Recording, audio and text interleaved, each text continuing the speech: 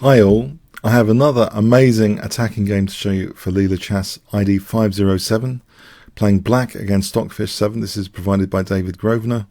So Leela was given, Leela 507 was given a GTX 1060 graphics card, very fast time control, 1 minute for 40 moves. Stockfish 7 was given a 2.8 GHz full CPU setup. Let's have a look at this game. C4. We have E6. These are the book moves given to both engines up to here, up to move 4. So knight f3, end of the book moves. We have knight f6, d4, and it's kind of transposing now into a Nimzo Indian defense. So if you remember, Aron Nimzovich, one of the leaders of the hypermodern school, was a great fan of the Nimzo Indian defense. It reflected some of his philosophies like restrain, blockade, destroy.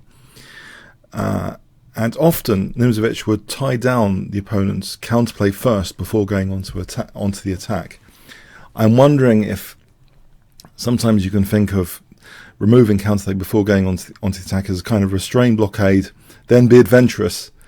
Because in real life, you know, for example, if you park your car, you might want to lock the car first and then go to the shops. So you're adventurous after taking some safety precautions in general. That applies to a whole load of different things. So the idea of securing, you know, positional security first and then be adventurous is, I think, a really important principle in chess. Now here, it has very interesting play now. Leela plays d6 here, which sometimes you might think a light square strategy is the most appropriate here, but also dark square strategies have been proven. So d6 with the idea of e5. White castles, and Leela actually gives up the bishop voluntarily here. Perhaps Stockfish 7 should have considered queen takes c3, but actually does double the pawns. There's some pressure on the b file, of course. e5, now there's a big threat of e4. We have queen c2, stopping that for a moment. Rook e8 renews the threat of e4, so knight d2 parries that threat. Okay, now here we have the move h6, a4, and now b6, trying to put the brakes on the potential c5. The problem bishop here for white sometimes is that c1 dark square bishop. Bishop a3, and it looks as though the c5 break is going to be annoying to black soon. Queen e7 looks as though it parries against c5 for the moment. Queen b3, and now e4 is committed to, which is an aggressive pawn structure now with this aggressive central pawn, which Nimzovich he would kind of overprotect such a central pawn, especially when the opponent's castle kingside. His favourite overprotecting pawn was e5 with white or e4 with black. So we have a very Nimzovichian move here, knight b8. Basically, black, if black can get in knight d7 and c5, this bishop will be hemmed in. The b file won't be that dangerous. The double pawns restrains, basically. And with that extra stability of the position, black could then later go on to the attack. So that's what I mean. Restrain, blockade, be adventurous is the third bit, you might say sometimes, whatever that is. So rook fd1, knight bd7, h3, c5. We've got a restraining order on the queen side, which means now that if black goes on to the attack, things like crumbling queen sides, horrible winning pass pawns might not emerge, because sometimes, often, even if you do get an attack, sometimes the opponent can sacrifice to fend off the attacking queen over the queen side. This is less likely to happen now, because if you look at white's position, it is very restrained, especially this dark square bishop. White has been positionally outplayed here. Knight f8, rook ab1, rook b8 is played here, rook b2, h5, rook bb1. White's already pretty planless, and now we have this knight h7 move. So black is brewing up some attacking potential against the immediate pawn chain of the white king, which is a common theme we've been seeing. White's just planless here already at this stage. Stockfish 7 playing planless moves. Knight g5. Now this knight's kicked. Is it going to go back? what do you think Leela Chess played here if I give you 5 seconds to pause the video? Okay, knight h3 check. Very, very tactically strong move. Of course, the knight could have gone back. Maybe white can play rook f1 with an idea of f3 later, potentially. But still, black's got the edge there. But this is a really great attacking concept now. Now, the first thing is, well, it was actually taken. If king f1, just to explore that for a moment, there's knight g4 here. For example, this, both knights can be sacrificed for a crushing attack. Say queen h1 check, bishop takes. This is an absolutely crushing attack, whatever happens.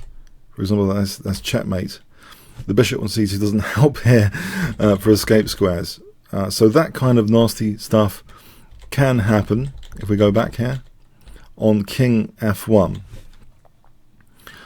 So that's very interesting. Let's also look at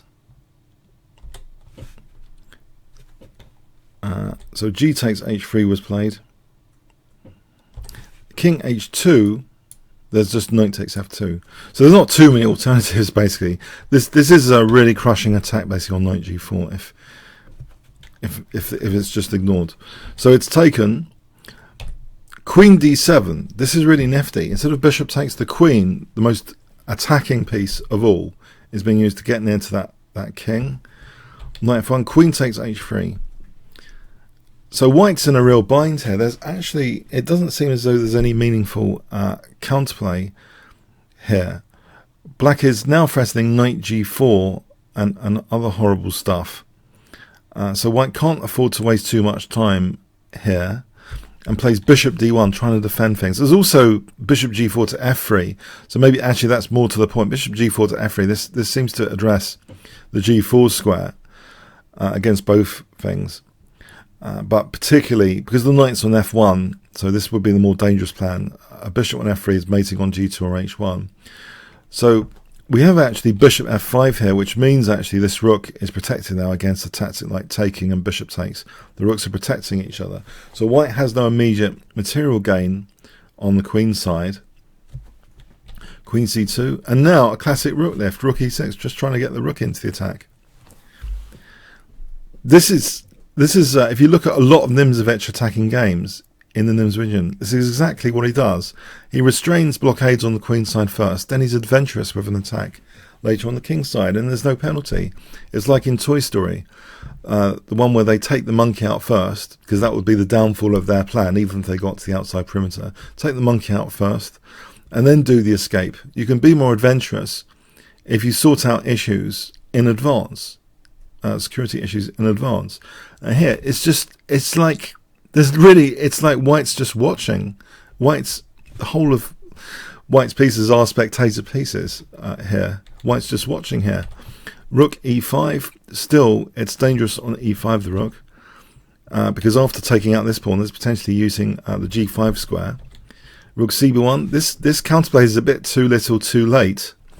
Bishop h3, with nasty threats like rook g5 check now. Knight g3. Knight d7, protecting b6, taunting white. Anyway, there's still nothing to do for white with all of these pieces over here. If you look at these three pieces over here, they're very, very silly. Bishop e2, and black's intensifying the pressure. Free hand, basically, to intensify the pressure. With the big threat of rook takes g3 check, which would end the game immediately. For example, rook e1 as a token move. This is just ending the game immediately. So bishop f1 needed now.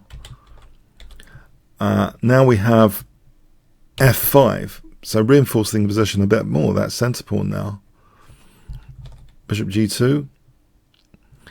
If the bishop took here, I mean f3 is a fatally weak square. For example, like this, the knight coming into f3 wouldn't force the winning of the queen. It's end of game, then mating on g2. So so bishop g2 for the moment. Rook f8. Queen e2, and in fact black plays now bishop g4, playing for a fawn pawn, a deadly looking fawn pawn. Bishop f3, So if white does take, giving this what I call fawn pawn, Thorn, a fawn in the side. It's a real fawn in the side now, this pawn. So threatening immediately queen h3 to g2. So white plays queen d1 to be able to address queen h3 with queen f1, staving off mate. But knight e5, or pardon me, or queen takes f3 as well. That's possible as well. So actually black stabilizes first the f3 pawn. Rook d2, and now, yeah, given queen h3 there's queen f1, instead getting more pieces into the party with f4. E takes, rook takes. We have queen e1, and now a wonderful move, evicting the queen. This move, because if queen takes e4, there's rook takes g3 check, and then queen takes e4. So the queen is evicted there, which also, by the way, well, it means now actually that knight g4 is threatening queen h2 checkmate, and it's totally hopeless for white here. This is absolutely hopeless. White basically gives up with queen g2. As an example, if try and pick the sanest move of the lot, this is just checkmate here, because the rook's covering the escape square e1, the pawn here is covering e2, so it's end of game here really after queen g2.